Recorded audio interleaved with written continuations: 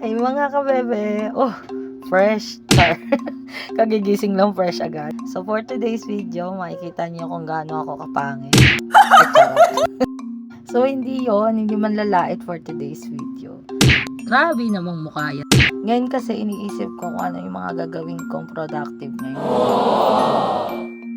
Kaya naman, bumangon na ako dyan. Tapos, ang naisip kong gagawin ay maglinis! Yes! You heard it right, maglinis! At ayun na nga, sinimulan ko na yung pagpapanggap ko dyan. Kunwari, naglilinis talaga ako, ganun. Para naman may mapulot kayo dito sa video na to. So, fast forward tayo. Ayan, nakaligo na ako dyan kasi init na ako kanina. At pinagpatuloy ko na nga yung pagpapanggap kong paglilinis dyan sa kwarto ko. Ayan, at nagtupi na nga ako ng mga pinalaba ko dyan nung nakaraang day off ko. Yes, nakaraang day off ko pa yung pinalaba pero ngayon ko palang tutupiin. Anong petsa na te? So yun, makikita nyo talaga kung gaano ako kasipag talaga pag ako lang nag-iisa. Kinuha ko na nga din dyan yung mga pundan ng unan ko para kasi ang balak ko, yung unan ko ibibilad ko sa araw. Oo te, binibilad yung unan sa araw ha. Ayan, shout out sa mga hindi nagbibilad ng unan dyan sa araw ha. Kamusta amoy niyan? Char. Ayan, nilalagay ko na sila dun sa veranda namin. Taray, veranda! Bakit ba eh? Gusto ko veranda eh. Para naman medyo social naman yung lugar namin. So, nilagay ko lang muna siya dyan para maarawan siya maya-maya kasi mainit na dyan sa pwesto na yun mamaya. Ngayon naman, naisipan ko namang magwalis sa kwarto ko dahil nangangati na yung ilong ko sa alikabok. At nagpatuloy pa nga ang pagpapanggap kong paglilinis, kala mo ang sipag ko sa paglilinis. Pero ang totoo niyan, talagang makalat na talaga yung pwesto ko, kaya naman naisipan ko ng linisin. Need ko rin talagang maglinis kasi sa allergic rhinitis ko. Sa paglilinis ko, nakakakita ako ng mga hinahanap ko noon na hindi ko makita dahil sa sobrang kalat ng kwarto ko. So ngayon naman, magtutupi naman ako ng mga pinaglaba ko nung nakaraang day off ko.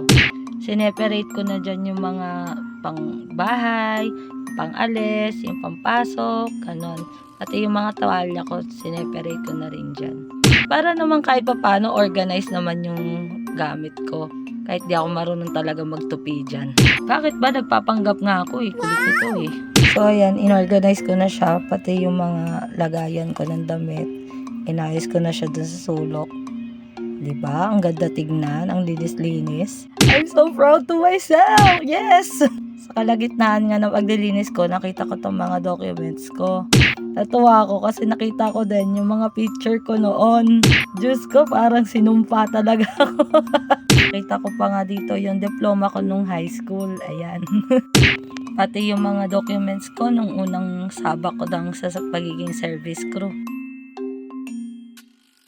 Nakita ko yung mga mayor's permit, health card, pati yung mga picture ko nung mataba pa ako.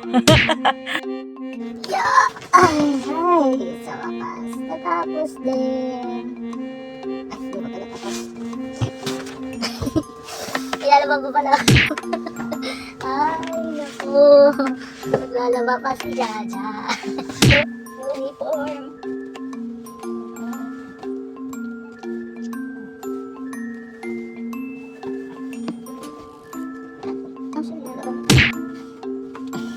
Uniform ko, lalaban ko pala. So yun yung mga nangyayari tuwing rest day ko. Maglilinis hanggang sa malinis, pero hindi naman talaga malinis. Yeah, but anyway, thank you so much guys sa pagsama sa akin yung araw na to.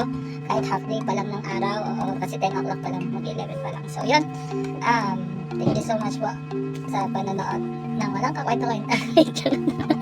Ayun, so hopefully guys, makagawa tayo ng mga video na na kahit pa paano magandang content. So usually, siguro more on about work, about paano yung buhay ng mga service crew. Sana makagawa ko ng magandang video. Yun lang. Share ko lang. Anyway guys, thank you so much kasi naglaan kayo ng konting oras dito sa video na to. So yun na, ingat kayo and God bless us all. Peace out. Annyeong.